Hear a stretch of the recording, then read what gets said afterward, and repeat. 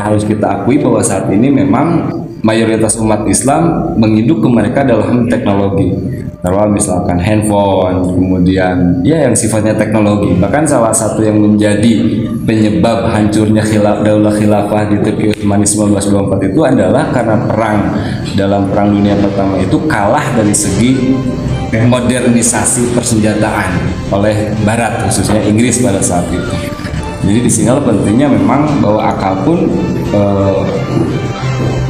menjadi faktor penting ya, ketika akal itu mampu dikembangkan, mampu dimaksimalkan, adalah apa yang menyebabkan hal itu terjadi.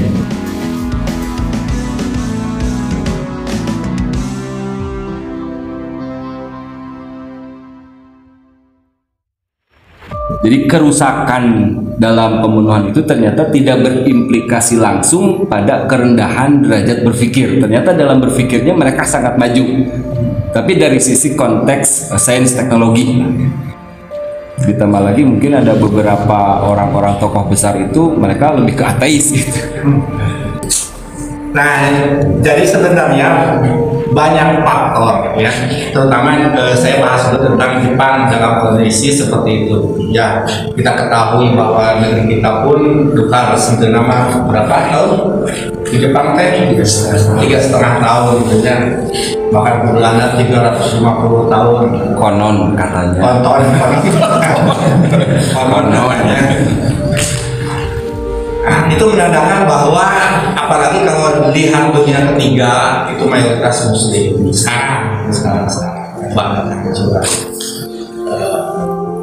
Dan juga kita melihat sekarang itu yang merajai atau menguasai dunia ini itu kan selain ideologi kapitalisme, kalau dari sisi sains itu otomatis lah ya sangat sulit kita itu untuk tidak melihat hasil Jepang di jalan-jalan gitu ya, di jalan di rumah semuanya wah Jepang gitu. Tapi tadi ternyata dari sisi tingkat stres, tingkat bunuh diri itu tertinggi di Jepang. Pertama bahwa di Jepang itu yang namanya hidup nanti istilahnya untuk, jadi mereka itu mempunyai anggapan bahwa hidup itu ya tadi kalau sudah mirip-mirip atau bahkan ateis itu sudah tidak mengenal lagi, setelah kehidupan itu ada lagi kehidupan. Jadi kalau memang misalkan erek gaspol itu tuh di dunia bagi mereka kesempatan untuk meraih segala-galanya gitu, untuk berprestasi, untuk sekaya-kaya dan sebagainya, itu hanya di dunia. Sehingga mereka itu ya tadi bahkan pernah saya baca di salah satu websitenya tentang pelajar-pelajar di Jepang itu, ternyata anak-anak SD itu stres di Jepang itu karena tuntutan belajarnya itu luar biasa.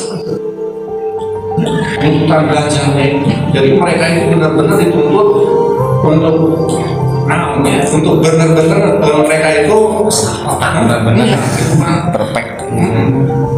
Jadi karena mereka Jepang itu ya tadi hal dari pandangan negaranya gitu kan, mereka itu harus menguasai itu setelah yang perang dunia kedua ya hancur gitu kan, dilanda oleh bom Hiroshima dan Nagasaki, bom atom itu, mereka beralih bahwa untuk menguasai dunia itu tidak lagi dengan cara melakukan invasi gitu kan, menjajah, tapi dengan dunia menurut mereka, pandangan mereka Jepang ya adalah dengan menguasai ekonomi. Salah satunya adalah semua produksi atau hasil karya Jepang itu ada di semua negara. Nah, kemudian dari sisi kenapa menjadi moralnya sangat rendah, misalkan namanya rumahnya asal ada atau berapa, tapi rumah harus sampai kayaknya pengajian orang oke gitu kan, kayak video-video apa dia dubbing video film itu terproduksi Jepang terbanyak dibandingkan Amerika itu masih terbanyak gitu kan. Jepang kenapa seperti ini gitu kan, katanya ya kalau dari sisi kematerian bahwa mereka yang tadi menganggap bahwa hidup itu hanya sebatas dunia saja. Nah, biasa kan paling gampang gitu nya. kan bakal kritis gitu. Tapi hese. Nah, karena tadi dari sisi perasaannya tentang bahwa satu kehidupan ini ada Tuhan, mereka itu sudah kuat gitu kan. Supaya naik dari itu susah. Padahal lamun kurang mah karena satu abdi itunya lamun kamu pinter mah mengajak mimitina awal loba pertanyaan diskusi dan sebagainya, tapi lamun geus paham ngageleung wah gitu kan, karena di awalnya sudah terjadi sirop perang mengira antara pemahaman sebelum malehanana jadi anu pemahaman kurang sampai seperti itu biasa. Nah dulu kan Jepang tapi kenyataannya tidak seperti itu gitu kan di Jepang. Bahkan kata apa Ustaz Hasan Pranata itu sulit di Jepang untuk tapi memang dari sisi toleransi paling bagus di Jepang gitu kan, terhadap Islam, tidak ada diskriminasi. Nah kembali lagi ke apa tadi tentang moral teknologi udah jadi dibahas gitu. Nah, dari sisi moral tadi sisi Islamnya sendiri ya, orang Islam moral bagus, sisi agama kurang. Oh iya. Nah sebenarnya saya masuk nyampaikannya ketika mulai ngaji ini tuh asa jadi Islam dari ini jadi asa Islam kan paham kan? Ketika saya walaupun saya tidak dapat sepak berat alhamdulillah orang tua teges di Islam ya dana kan semestinya kita berislam sebagaimana kita ketika mengkaji nidom gitu kan, atau seperti orang kafir anu masuk saya melihat video-video ngaji cerdas luar biasa, orang-orang anu di wawancara dengan video-video itu bagaimana mereka prosesnya dari kafir bahkan anak pendeta sendiri gitu kan kemudian bisa tertarik dan masuk Islam. Ternyata penyampaian yang disampaikan kebanyakan teh jauh, jadi aku disampaikan di dong, ternyata mereka teh menemukan di Islam semuanya itu. Nah, udah kan, ada khususnya itunya ketika ngaji di dong teh, asal Islam dulu gitu kan, karek menemukan Islam, karek memahami, meyakini bahwa Islam itu adalah agama yang terbaik gitu kan, bahwa Islam itu agama yang tadi bisa menenangkan jiwa, ya, memuaskan akal dengan itu dan ibadah agama tadi tidak pernah gitu kan ditanya atau inisiatif membandingkan Islam dengan agama lain.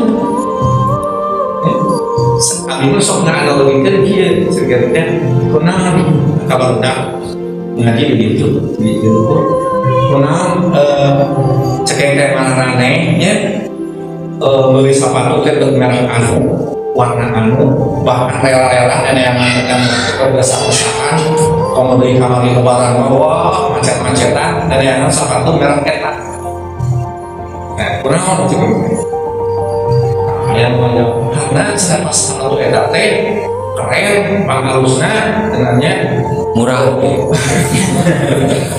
Pakalusnya murah. Nah, yakin bahwa ketika dipakai oke sama kan pede dan sebagainya kan.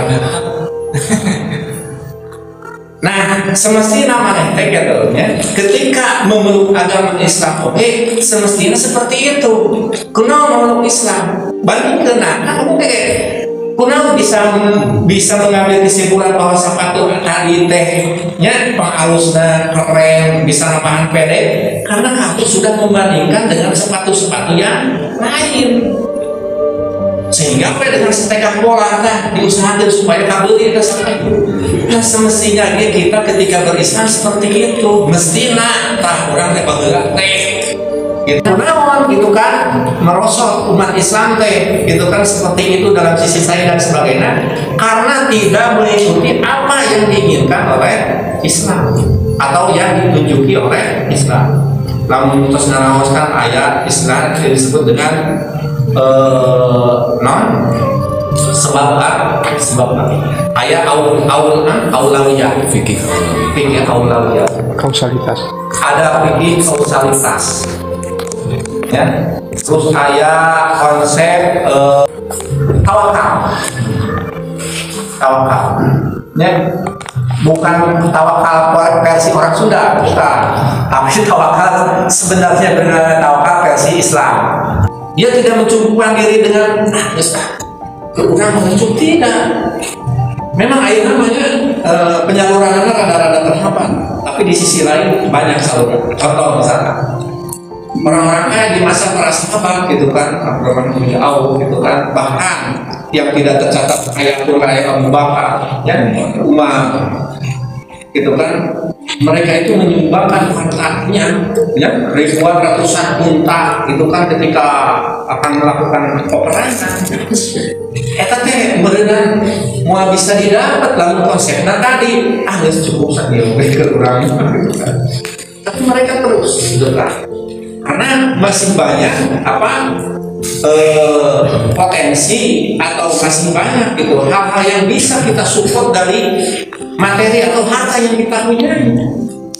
Tapi kalau dihubungkan dengan negara, apakah itu ada hubungannya dengan bahwa negara pun memang memfasilitasi misalnya? Ya, betul. Karena kalau dalam sejarah Islam kan Islam pernah yang terdepan dalam sains teknologi, tapi konteksnya ketika negara Islam itu ada. Betul. Semuanya itu tidak lepas dari sistem atau aturan yang diterapkan oleh sebuah negara. Contoh misalkan, untuk guru-guru pada masa kehilapan siapa? Umar, gitu kan. Diberikan stimulus gitu kan, bahwa siapa yang bisa mengarang membuat kitab maka akan ditimbang ditimbang disamakan dengan emas. Itu kan adalah salah satu konsep dari sebuah negara untuk apa, merangsang gitu kan para ahli, para pokokana misalkan atau para mustahidnya untuk menghasilkan karya-karya. Tidak hanya sebatas masalah ibadah saja gitu kan, masalah sains dan sebagainya, perempuan baru sama dijadikan referensi untuk hasanah Islam gitu kan. Nah itu, nah sekarang itu salah satunya di negeri kita khususnya Indonesia tadi tidak ada fasilitas apalagi support itu kan dari negara untuk merangsang semuanya itu. Bahkan kalau ada pun di antara masyarakat khususnya di Indonesia yang mempunyai kecerdasan tinggi kan, bisa menghasilkan cipta karya dan sebagainya, itu tidak diakui karena bergantungan lagi dengan apa, kepentingan negara dan para oligarki. Akhirnya mah mau beres-beres nggak bahas malu ayeuna gitu. Model Habibie.